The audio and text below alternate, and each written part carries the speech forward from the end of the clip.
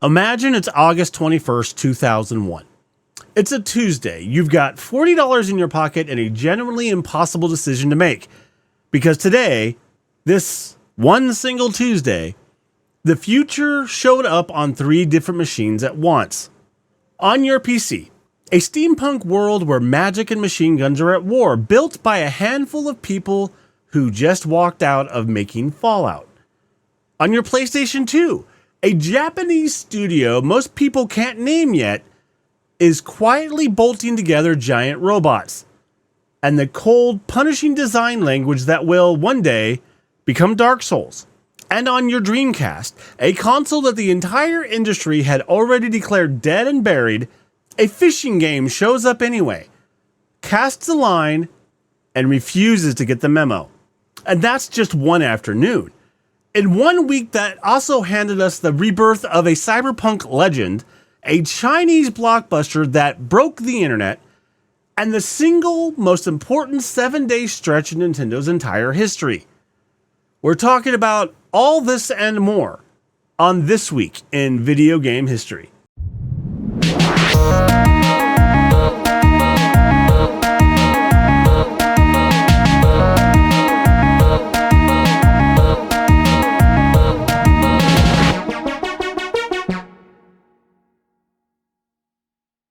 Welcome back, everyone. I'm your host, Doug Coleman, and before we get into this episode, I need to make an apology for this episode coming out a bit later than I usually get them out. There was a lot of technical issues with my computer that we have finally gotten ironed out, and hopefully we'll get back on track. So I appreciate your patience and hope this episode will be worth the wait. This week we are covering August 17th through August 23rd. A week absolutely stuffed with heavy hitters. Here's what's on deck. The most controversial Metroid ever made. A Sonic collection hiding a secret 3D playground. The Chinese blockbuster that broke sales records around the world. A single Tuesday in 2001 that dropped a Fallout Team steampunk RPG. A giant robot game from the studio that would grow up to become FromSoftware. A fishing game on a console that was already 6 feet under, the cyberpunk revival that asked one simple question: how far would you augment yourself to survive? Plus, the day Electronic Arts wrote a $122 million check for Command & Conquer. And the 7 days that Nintendo, frankly, just owns. So grab your controller and press start to continue. Here's what dropped during the week of August 17th through the 23rd across gaming history. 7 games, 4 different decades. Let's run it.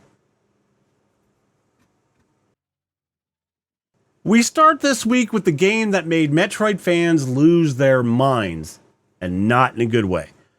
Federation Force landed on the 3DS on August 19th, 2016, developed by Next Level Games. Instead of Samus alone on a hostile world, you got 4-player co-op, a chibi cartoon art style, and no proper Samus adventure in sight. When it was revealed, fans were so angry they started a petition to have it canceled before it ever came out.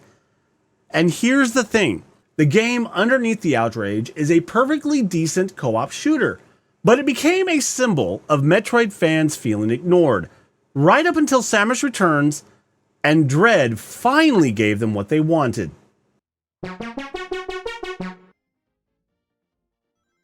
The next day on the calendar, August 20th, 1997, Sega released Sonic Jam for the Saturn here in North America. And it had already hit Japan in June. It had already hit Japan back in June. On the surface, it's a greatest hits pack. Sonic's 1, 2, 3, and Sonic & Knuckles, cleaned up with extra features and difficulty options. But the reason Sonic Jam matters is hidden in a mode called Sonic World, a small 3D hub where you could run Sonic around in full 3D, collecting items. It was Sega quietly testing the waters for a 3D Sonic, and a year and a half later, that experiment would become Sonic Adventure. Jump to the modern day.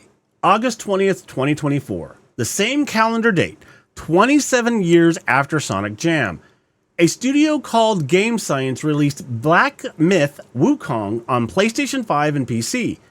It's an action RPG based on Journey to the West, the same 16th century Chinese legend that gives us the Monkey King. And it didn't just sell, it detonated. Millions of people playing at once, one of the biggest launches in Steam's history, and a genuine national moment as the first true Chinese AAA blockbuster. The Xbox version, notably, wasn't ready and came later. Now we get to the big one, August 21st, 2001. One single Tuesday. 3 major releases, and we're going to take them all one at a time. First, on PC, Arcanum of Steamworks and Magick Obscura. This came from Troika Games, founded by the people who created the original Fallout. Tim Kaine, Leonard Boyarsky, Jason Anderson. Arcanum drops you into a world where the Industrial Revolution and old world magic are actively at war with each other. And the two literally cancel each other out. It was ambitious, it was gloriously buggy at launch, and it became one of the most beloved cult RPGs ever made. It's the kind of game people still write love letters to. Same day, August 21st, 2001, and here's our obscure pick for this week. Sega Bass Fishing 2 on the Sega Dreamcast. Now, remember the timeline here.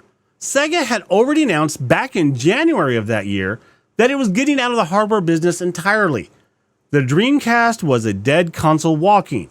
And yet, here comes a full fishing sequel, complete with support for that big plastic fishing rod controller, casting a line into a console that the whole industry had already given up on. There's something wonderful and just a little heartbreaking about that. And the third release of that same Tuesday, August 21st, 2001, Armored Core 2 Another Age on the PlayStation 2. This is a standalone follow-up to Armored Core 2, packing something like 100 missions of building your own giant mech and blowing up other giant mechs. The studio behind it? FromSoftware. Years before Demon's Souls, before Dark Souls, before Elden Ring made them household names. From was quietly grinding away on hard, methodical, deeply technical mech games. And you can already feel that DNA here. 3 games, 3 platforms, 1 day. And we close this week on August 23rd, 2011 with Deus Ex Human Revolution on PC, PlayStation 3, and Xbox 360 here in North America. After years in the wilderness, Eidos Montreal revived one of PC gaming's most sacred names and somehow pulled it off. You play as Adam Jensen, a security chief rebuilt from mechanical augments he never consented to. I never asked for this. In a gorgeous black and gold cyberpunk future about how far humanity should go in redesigning itself. Sneak or shoot, hack or talk, save or condemn. It was choice done right, and it proved the immersive sim still had a pulse. Okay. On August 17th, 1998, Electronic Arts wrote a check for $122.5 million and bought Westwood Studios. And if you were a PC gamer at the time, this felt enormous because Westwood weren't just nobodies. Out of a small office in Las Vegas, they had basically written the rulebook for real-time strategy games. First with Dune 2, then with Command & Conquer, a franchise so big it was moving millions of copies and spawning an entire competitive scene. They made Lands of Lore. They made the Blade Runner adventure game. This was one of the most respected studios on the planet, and it now belonged to EA. Here's the part that stings, though. 5 years later, in 2003, EA shut Westwood down, folded it up, absorbed the pieces, and one of the greatest names in PC gaming just stopped existing. The team scattered. Some of them went off and founded new studios to keep the RTS flame alive. It's a story about what happens when a giant acquires the thing you love, And it's one that we're going to tell in full in an episode all on its own. It's coming soon. Now, we've talked plenty about Nintendo on this show. I mean, it's a podcast that talks about video game history. How could we not talk about Nintendo a lot? But I want you to look at just 2 days on this calendar, August 22nd and August 23rd, because something almost absurd happens across the years. August 22nd, 1987, The Legend of Zelda arrives in North America. A gold cartridge, a battery inside of it, saving your progress for the first time. And a giant open world that just says, here, go figure it out. It rewires what a video game can be. Fast forward, August 23rd, 1991. Nintendo launches the Super Nintendo in North America, bundled with Super Mario World, and the 16-bit era in America truly begins. And then, exactly 2 years later, August 23rd, 1993, Nintendo and a computer graphics company called Silicon Graphics stand up and announce a partnership called Project Reality. A machine, they promise, that will deliver arcade-quality 3D into your living room. That project becomes the Nintendo 64. 3 of the most important moments in Nintendo's entire history, the birth of Zelda, the launch of the Super Nintendo, and the announcement of the Nintendo 64, all crammed into the same 2-day window. That is not normal. Each one of these could carry a full episode on its own, and probably down the road, they will. Coming soon. So let's go back to that kid on August 21st, 2001, standing in the store with $40 and an impossible choice.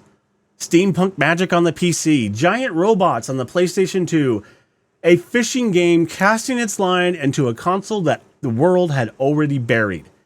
And he has no idea that the little studio making those robots will one day be FromSoftware. He doesn't know that the exact same calendar date will, 23 years later, belong to a Monkey King from a Chinese legend breaking every record in sight. He just knows he has 1 week's allowance and way too many good games. And that's the whole thing, isn't it? 1 single week on the calendar, the same 7 days, year after year, quietly holding the birth of Zelda, the death rattle of the Dreamcast, the rebirth of a cyberpunk legend, and the first spark of the Nintendo 64. The whole messy, magnificent history of this medium hiding inside one ordinary week in August. All right, everyone, that's it for this week's episode. Thank you all very much for watching. And if you enjoyed this episode, please drop a like, a comment, or subscribe. It doesn't cost you anything, and it helps this show immensely. You can also catch an audio-only version of the show on Spotify and Apple Podcasts. Artwork for the show is done by Ms. Tink. Music for the show done by Shane Mandini. The show is written and hosted by me, Doug Coleman. Be sure to save your game, nerds. I'll see you next week.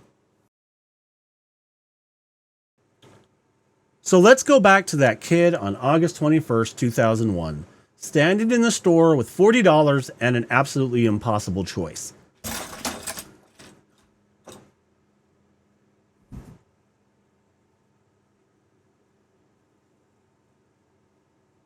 Okay, that's going to make the blooper reel. All right, come on, Apollo.